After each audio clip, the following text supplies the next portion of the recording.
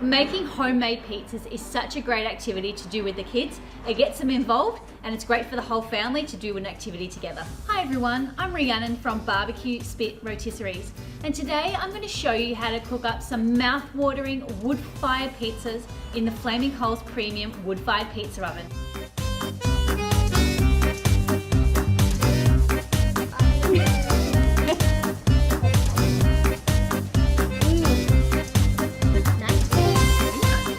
So it looks like our masterpieces are ready. We're gonna get those into the wood-fired pizza oven, but I think that's a job for the adults. So we lit our Flaming Coals Premium wood-fired oven about 30 minutes ago.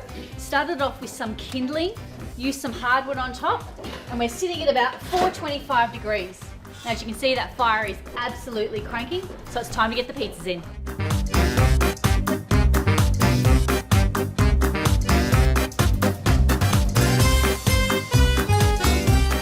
So our pizzas are now done. As you can see, they took about 2.5 minutes to cook in the Flaming Coals wood-fired pizza oven.